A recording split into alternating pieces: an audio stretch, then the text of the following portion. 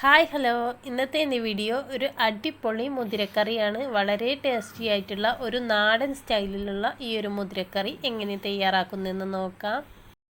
ഈ ഒരു മുതിരക്കറി നമുക്ക് എളുപ്പത്തിൽ തയ്യാറാക്കാവുന്നതാണ്. വളരെ കുറഞ്ഞ ഇൻഗ്രീഡിയൻസ് വെച്ച് തന്നെ വളരെ ടേസ്റ്റിൽ നമുക്ക് ഈ ഒരു മുതിരക്കറി തയ്യാറാക്കാം. ഇതിനായിട്ട് ഞാൻ വളരെ കുറച്ച് മുതിരയെ എടുക്കുന്നുള്ളൂ. മുതിര വെന്ത് വരുമ്പോൾ കുറച്ച് കൂടുതലായിട്ട് തന്നെ കിട്ടും.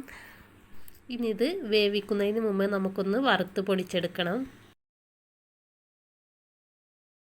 ഈ മുതിര നന്നായിട്ട് കഴുകിയിട്ട് ഒന്ന് വാർത്തിട്ട് വേണമെങ്കിൽ വറുത്തെടുക്കാവുന്നതാണ്. അപ്പോൾ ഞാൻ ഇതൊന്ന് വറുത്തെടുക്കുന്നുണ്ട്. ഒരു മീഡിയം ഫ്ലെയിമിൽ ഇട്ടിട്ട് തന്നെ നമ്മുടെ ഒരു മുതിര നന്നായിട്ട് തന്നെ ഒന്ന് വറുത്തെടുക്കാൻ ശ്രദ്ധിക്കുക. അപ്പോൾ അത് വറുത്തെടുക്കുമ്പോൾ ഇതിൻ്റെ ഒപ്പം നിന്നുകൊണ്ട് തന്നെ ഇങ്ങനെ ഇളക്കി കൊടുത്തുകൊണ്ടിരിക്കണം, അല്ലെങ്കിൽ കരിഞ്ഞു പോകാൻ സാധ്യതയുണ്ട്. എല്ലാ ഭാഗത്തും എത്തുന്ന രീതിയിൽ ഇങ്ങനെ ഇളക്കി കൊടുത്തുകൊണ്ടിരിക്കുക.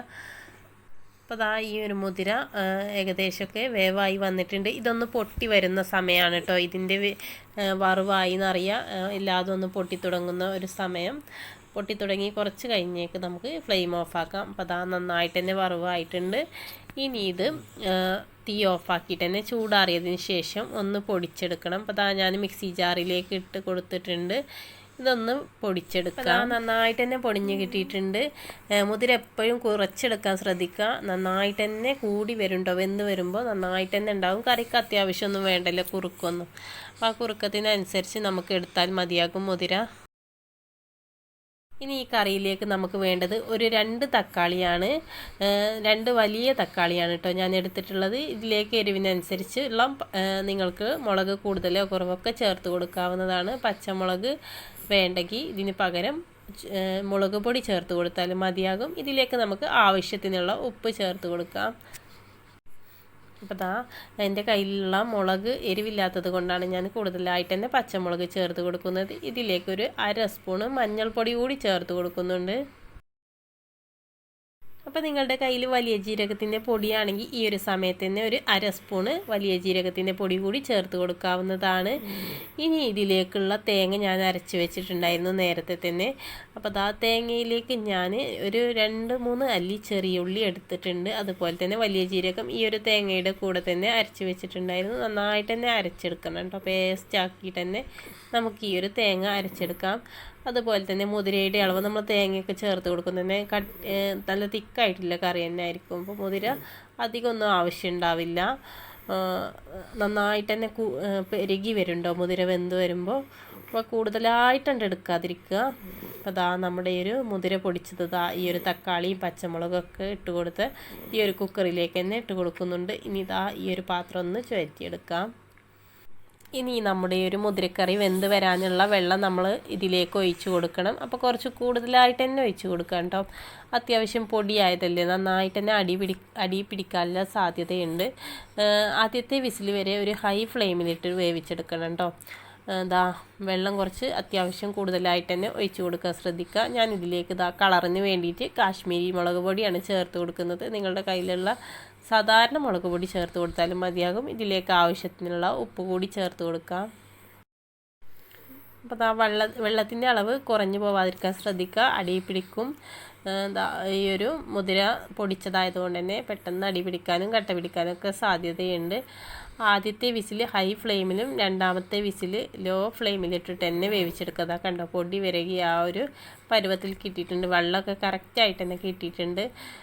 ഇനി ഇതൊന്ന് തൂമിച്ചെടുക്കാൻ വേണ്ടിയിട്ട് തന്നെ ചെറിയ ഉള്ളിയാണ് കേട്ടോ ഞാൻ എടുത്തിട്ടുള്ളത്. ചെറിയ ഉള്ളി കുറച്ച് കൂടുതൽ വേണമെങ്കിൽ കൂടുതലും ചേർത്ത് കൊടുക്കാവുന്നതാണ്. ചെറിയ ഉള്ളി നല്ലൊരു ടേസ്റ്റ് തന്നെയാണ് കേട്ടോ ഇതിലേക്ക്.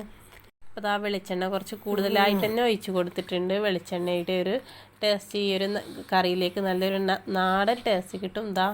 നമ്മുടെ ഒരു മുതിര നന്നായിട്ട് തന്നെ പൊടിയൊക്കെ നന്നായിട്ട് വെന്ത് വന്നിട്ടുണ്ട്. ആദ്യത്തെ വിസിൽ ഹൈ ഫ്ലെയിമിലും രണ്ടാമത്തെ വിസിൽ മൂന്നാമത്തെ വിസിൽ വരെയൊക്കെ ലോ ഫ്ലെയിമിലിട്ടിട്ട് തന്നെ ഒന്ന് വേവിച്ചെടുക്കുക. ഞാൻ തൂമിച്ചത് അവിടെ അടുപ്പിലിരിപ്പുണ്ട്. ആ ഒരു സമയത്ത് തന്നെ ഈ ഒരു കറിയിലേക്ക് തേങ്ങ അരച്ചതൊക്കെ ഒന്ന് ഒഴിച്ച് കൊടുക്കുന്നുണ്ട്. ഈ ഒരു സമയത്തിന് നിങ്ങൾക്ക് കറിയിലേക്ക് ആവശ്യമായിട്ടുള്ള വെള്ളം ഈ ഒരു തേങ്ങ ചേർത്ത് കൊടുക്കുന്ന സമയത്ത് തന്നെ നമുക്ക് കറിയിലേക്ക് എത്ര കറി വേണോ അതിനനുസരിച്ചുള്ള വെള്ളം ഒഴിച്ച് കൊടുക്കാം. വെള്ളത്തിൻ്റെ അളവ് അധികം കൂടി പോവാതിരിക്കാനും ശ്രദ്ധിക്കുക. ഇനി ഇതാ നമ്മുടെ ഒരു തൂമിച്ചത് ഇവിടെ ഇരിപ്പുണ്ട്. ഇതാ ഒരു മീഡിയം ഫ്ലെയിമിലിട്ടിട്ട് തന്നെ ഇതൊരു ഗോൾഡൻ ബ്രൗൺ കളർ ആവുന്നത് വരെ ഈ ഒരു ചെറിയ ഉള്ളി ഒന്ന് വഴറ്റി കൊടുക്കാം. അപ്പോൾ അതാ ഈ ഒരു ചെറിയുള്ളി നന്നായിട്ട് തന്നെ വഴന്ന് വന്നിട്ടുണ്ട്. ഇനി ഇതിലേക്ക് കറിവേപ്പില ചേർത്ത് കൊടുക്കാം. അതുപോലെ തന്നെ നിങ്ങളുടെ കയ്യിൽ വറ്റൽമുളകൊക്കെ ഉണ്ടെങ്കിൽ ഈ ഒരു സമയത്ത് തന്നെ ചേർത്ത് കൊടുക്കാം. എന്നിട്ട് ഇതാ നമ്മുടെ ഈ ഒരു കറി ഇതിലേക്ക് ഒഴിച്ചു കൊടുക്കാം. ഇനി നമുക്ക് ഈ ഒരു തൂമിച്ചതിലേക്ക് ഈ ചെറിയ ഉള്ളിയൊക്കെ നന്നായിട്ട് തന്നെ മൂത്ത് വന്നിട്ടുണ്ട്. നമ്മുടെ ഈ ഒരു കറിവേപ്പിലൊക്കെ ഇതിൽ നന്നായിട്ട് വെളിച്ചെണ്ണയിൽ കിടന്ന് ഒന്ന് മൂത്ത് വന്നിട്ടുണ്ട്. ഇനി ഇതാ നമ്മുടെ ഈ ഒരു കറി ഈ ഒരു പാനിലേക്ക് ഒഴിച്ച് കൊടുത്തിട്ടുണ്ട്. ഇനി ഒന്ന് തള വരുന്ന ഒരു സമയം വരെ നമുക്കൊന്ന് ഈ ഒരു കറിയിലേക്ക് നിങ്ങൾ പൊടികളൊക്കെ ചേർത്ത് കൊടുത്ത സമയത്തിന് 1/2 സ്പൂൺ മല്ലിപ്പൊടി കൂടി ചേർത്ത് കൊടുക്കാവുന്നതാണ്. അപ്പം ഞാനിത് ചേർത്ത് കൊടുത്തിട്ടില്ല. ഈ ഒരു കറിയിലേക്ക് നമുക്ക് മല്ലിപ്പൊടി കൂടി ചേർത്ത് കൊടുക്കാവുന്നതാണ്. അപ്പോൾ ഒരു നാടൻ ടേസ്റ്റ് കിട്ടാൻ വേണ്ടിയിട്ട് തന്നെ മല്ലിപ്പൊടി കൂടി വേണമെങ്കിൽ ചേർത്ത് കൊടുക്കാവുന്നതാണ്, കുഴപ്പമൊന്നുമില്ല. അപ്പം ഞാൻ ചേർത്ത് കൊടുത്തിട്ടില്ല. അപ്പോൾ ഒന്ന് തിള വരുന്നത് വരെ നമുക്ക് കാത്തു നിൽക്കാം. അപ്പോൾ ദാ സൈഡിലൊക്കെ നന്നായിട്ട് തന്നെ തിളച്ച് വരുന്നുണ്ട്. ഈ ഒരു സമയത്ത് നമുക്ക് ഫ്ലെയിം ഓഫാക്കാം. അപ്പോൾ അതാ അധികമായിട്ട് തിളക്കേണ്ട, അത്യാവശ്യം നന്നായിട്ട് തന്നെ സൈഡിലൊക്കെ നന്നായിട്ട് തിള വരുന്ന ഒരു സമയത്ത് തന്നെ ഫ്ലെയിം ഓഫാക്കി ഇതാ ചട്ടി ഞാൻ അടുപ്പത്തുനിന്ന് വാങ്ങി വെച്ചിട്ടുണ്ട്. ഇനി ഇതാ നമ്മുടെ ഒരു കറി ഇവിടെ റെഡി ആയിട്ടുണ്ട് കേട്ടോ. ഒരു നാടൻ സ്റ്റൈലിലുള്ള മുതിരക്കറി എല്ലാവർക്കും തയ്യാറാക്കാവുന്നതാണ്. ഈ വീഡിയോ നിങ്ങൾക്ക് ഇഷ്ടമായെങ്കിൽ ലൈക്ക് ചെയ്യുക, ഷെയർ ചെയ്യുക, സബ്സ്ക്രൈബ് ചെയ്യുക, സപ്പോർട്ട് ചെയ്യുക, ട്രൈ ചെയ്ത് നോക്കുക. താങ്ക്